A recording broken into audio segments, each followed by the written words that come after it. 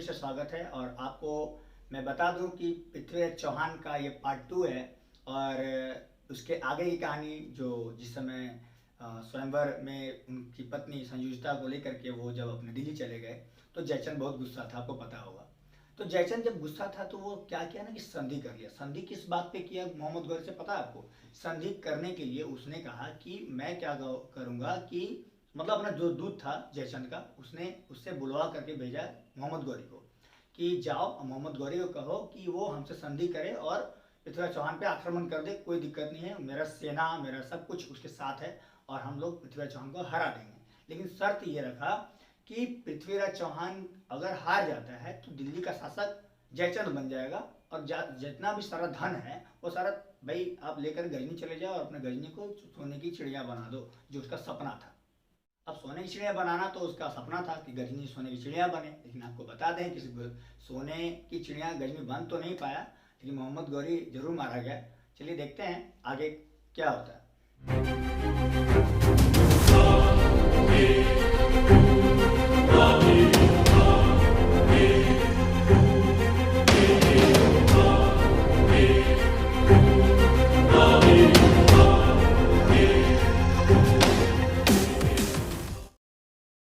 चंद के दूत का ये संदेश पा करके मोहम्मद गौरी खुश हुआ क्योंकि उसको बदला लेने का फिर से एक मौका मिल गया था। ठीक है, अब बदला लेने का मौका तो मिल गया, लेकिन मोहम्मद गौरी पता है लुटेरा था, लालची था। तो उसने कहा कि ठीक है, मुझे जयचंद का बात जो शर्त है सब मंजूर है। ठीक है, क्योंकि उसको सिर्फ पृथ्वीराज चौहान को हराना था और वहां से धन दिल्ली का जो खजाना था ना लूट करके अपने देश ले जाना था। लेकिन देखिए, बोला जाता ना कि लालच बुरी बला होता है, बार बार मैं ये कह रहा हूँ, अब बात सही निकला वो बाद में। हुआ ये कि जयचंद क्या किया कि मिलकर जयचंद के साथ मिलकर जो संधि किया था वो पूरा सेना, जयचंद अपने पूरे सेना जितना ताकत था उनके पास सब दे दिए किसको? मोहम्मद गौरी को। और मोहम्मद गौरी एक बार पता हुआ कि मोहम्मद गौरी ऑलरेडी हार चुका था बहुत बार, मतलब समझ लो कि एक तरह से लतखोर था, वो बोल नहीं सकते ये शब्द का प्रयोग तो नहीं कर सकता, लेकिन समझ लो कि उस तरह का ही बिहेव था उसका। और वो फिर से क्या किया कि दिल्ली पे आक्रमण कर पृथ्वीराज चौहान जब उनको पता चला कि फिर से आक्रमण करने वाला है मोहम्मद गौरी, तो पूरा अपना सेना के साथ पूरा ताकत के साथ वो भी लड़ने के लिए वहां पहुंचे। लेकिन आपको बता दें कि इतना विशाल सेना इकट्ठा कर लिया था मोहम्मद गौरी और जयचंद के सेना मिल करके कि उस समय लगता था उस सेना देख करके कि पूरा दिल्ली को वो खा जाएगा, इतना ज़्यादा मतलब कि हुआ। और उस समय आपको पता है कि हमारे जो पृथ्वीराज चौहान जी थे बहुत वीरतापूर्वक लड़े, लेकिन आखिरकार उनको बंदी बना लिया गया। ठीक है, जब बंदी बना लिया गया तो पता है जयचंद का तो सर था कि भाई एक काम करो, तुम तो अब जीत ही गया है, तुम हरा दिया पृथ्वीराज चौहान का, तुम्हारा सपना पूरा हो गया, तुम अपना खजाना लो और गजनी जाओ। ठीक है, और अपने गजनी को सोने की चिड़िया बनाओ। तो गजनी का जो सुल्तान था मोहम्मद गौरी, वो बोला तुम पागल हो क्या?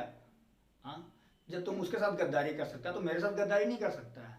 ठीक है, तो अपना सेनापति को बोला और बोला कि इसको इसका गर्दन काटो और काट के चौराहे पे लटका दो और लिख दो कि ये देशद्रोही। उसका गर्दन कटवा करके बोले कि चौराहे पे लगा दो और लोग कहेंगे कि ये देशद्रोही है। ठीक है, आपको पता होगा देशद्रोही का तो यही होना चाहिए, क्योंकि अगर जयचंद नहीं मिलता, संधि नहीं करता हमारे पृथ्वीराज चौहान जी के खिलाफ, तो शायद पृथ्वीराज चौहान उस तरह से उनको हराया नहीं जा सकता था।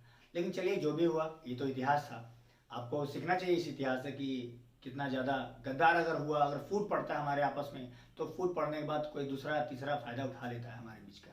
चलिए आगे जानते हैं कि हुआ ये कि जब वो जीत गया तो बना लिया पृथ्वीराज चौहान जी को बंदी और उसको कारागार में उनको डाल दिया। एक बात और बता दें, जब पृथ्वीराज चौहान को बंदी बना के दरबार में लाया गया तो पृथ्वीराज चौहान उनको घूर रहे थे। किसको भाई? तो मोहम्मद गौरी को, क्योंकि उसको 16 बार भीख दे चुके थे जान का, लेकिन वो एक बार भी देने का ताकत नहीं रख सका।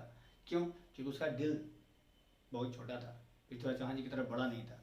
ठीक है, पृथ्वीराज चौहान जी के घूरने से मोहम्मद गौरी जो था वो बहुत ज़्यादा गुस्सा हो गया और वो क्या किया कि अपने सेनापति को आज्ञा दिया कि जाओ और एक आग से लगा हुआ सरिया लाओ और उसके आंखें फोड़ दो, ना उसकी आंखें रहेगी ना मुझे वो घूरेगा। ठीक है, और उसने बहुत बेरहमी से हमारे पृथ्वीराज चौहान जी का आंखें, दोनों आंखें फोड़ दी और उनको कारागार में डाल दिया। बहुत तकलीफ हुआ होगा, आपको समझ में आता होगा कि किन्हीं का आंखें फोड़ देना ये बहुत बेरहमी और बेदर्दी का ही बात है, लेकिन मोहम्मद गौरी तो जालिम था ही। ठीक है, और उनको डाल दिया गया। लेकिन आपको पता है कि चंद्रवरदाई जो कि पृथ्वीराज चौहान जी के दरबार का एक कवि था और उनका अच्छा मित्र भी था पृथ्वीराज चौहान जी के, वो बहुत अच्छा मित्र मानते थे उनको। उनको इस बात को सुन करके बहुत दुख हुआ कि उनके साथ इस तरह का व्यवहार किया गया है। तो उन्होंने क्या किया कि सोचा कि कुछ किया जाए उनके लिए, और मोहम्मद गौरी के दरबार में जा करके उन्होंने कहा कि मोहम्मद गौरी, तुमको 16 बार भीख दिए जान का वो, और तुमने उनके साथ ऐसा व्यवहार किया, तुम कितना बेरहम हो, ठीक है, तुमको समझ नहीं आता है क्या, ठीक है। तो वो उससे क्या हुआ ना कि बहुत ज़्यादा गुस्सा हो गया मोहम्मद गौरी। अब गुस्सा हो जाने के बाद इसको भी सेनापति को बोला, आज्ञा दिया कि इसको भी ले जाओ, उसके मित्र के साथ डाल दो, ले जाके कारागार में, इसको भी बंदी बना दो, ठीक है। और बंदी बना के चंद्रवरदाई को वहाँ पे डाल दिए, किसके साथ, पृथ्वीराज चौहान जी के साथ। और उनसे मिल के बहुत उनको अच्छा भी लगा, और बहुत दुख हुआ है उनके साथ व्यवहार जो किया गया था मोहम्मद गौरी के दरबार में, ठीक है। लेकिन बाद में उसी समय जब वो बातें कर रहे थे, तो उस समय मोहम्मद गौरी क्या किया कि एक तीरंदाजी का यानी तीर चलाने का एक प्रतियोगिता रखा, और बहुत ज़्यादा मतलब कि हल्ला हुआ इसके लिए कि एक प्रतियोगिता रखा गया है तीर चलाने की, ठीक है। ये बात सुन करके कि तीरंदाजी का प्रतियोगिता रखा गया है, ये बात सुन करके वहाँ पे जो पहरे दे रहे थे सैनिक, उनको बुला करके चंद्रवरदाई ने कहा कि एक काम करो, तुम जाओ और मोहम्मद गौरी को बोलो कि इस प्रतियोगिता में हमारा मित्र जो है पृथ्वीराज चौहान वो भाग लेना चाहता है, ठीक है। जब ये बात बोलने के लिए चंद्रवरदाई को दरबार में ले जाया गया, ठीक है, तो वो हंसने लगा। मोहम्मद गौरी को लगा कि उसका तो आँख ही नहीं है, तो कैसे फिर लड़ाई करेगा वो, किस तरह से वो तीर चलाएगा, ठीक है। तो उनको लगा कि ठीक है, एक काम करते हैं। मोहम्मद गौरी बोला कि देखते हैं, इसका ये भी कला देख लेंगे भाई, मरने के से पहले, उसको तो मरना है ही एक दिन, ठीक है। तो उनको बुलाया गया पृथ्वीराज चौहान जी को, वहाँ पे जहाँ पे तीरंदाजी का जो प्रतियोगिता चल रहा था, वहाँ उनको बुलाया गया और बताया गया। देखिए, ये बात का योजना वो दोनों ने, चंद्रवरदाई ने और हमारे पृथ्वीराज चौहान जी ने पहले ही योजना बना लिया था कि चूंकि आपको पता होगा कि पृथ्वीराज चौहान जी शब्द वेदी बाण जानते थे, शब्द यानी आवाज़ सुन करके उधर वो तीर चलाते थे और वो सटीक निशाना लगता था, ठीक है। तो चंद्रवरदाई ने कहा कि इसका प्रयोग आप अपना आखिरी बदला लेने के लिए कर सकते हैं, और ये मौका हाथ से नहीं जाना चाहिए, क्योंकि आपने उनको 16 बार उसको छोड़ दिया, और 16 बार का बदला वो किस प्रकार से लिया आपको पता है, ठीक है। तो इसके वजह से क्या हुआ कि वो गए और उन्होंने इशारा किया, दोहे के दोहा गा करके चंद्रवरदाई ने, और उन्होंने बताया और इशारा किया। जब मोहम्मद गौरी को बोला गया कि आप 3 बार बोलिएगा कि तीर चलाओ और तीर चलाओ, ऐसा बोल करके, तो हमारे जो मित्र हैं वो पृथ्वीराज चौहान वो तीर चलाएंगे, ठीक है, क्योंकि आवाज़ सुनते तो पृथ्वीराज चौहान सटीक निशाना लगा सकते थे, और उन्होंने वैसा ही किया। जब उसने मोहम्मद गौरी ने कहा कि तीर चलाओ पृथ्वीराज, तीर चलाओ पृथ्वीराज, ऐसा जब तीसरा बार बोले तो उन्होंने सटीक निशाना लगाया और उसका सीना चीरते हुए उनका तीर पार चला गया, और मोहम्मद गौरी का भी मृत्यु हो गया, और उस पापी का भी अंत हो गया। और एक बात और, उन्होंने उस समय पृथ्वीराज चौहान जी और चंद्रवरदाई ने पहले ही बोला था कि अगर ऐसा होता है, अगर मोहम्मद गौरी मारे जाते हैं तो हम लोग बंदी नहीं बनेंगे। अपना स्वाभिमान की रक्षा करते हुए दोनों एक दूसरे को मार के वहीं पे अपना अंत कर लिया, और इस प्रकार उन्होंने बदला भी ले लिया और अपना स्वाभिमान भी बचाया।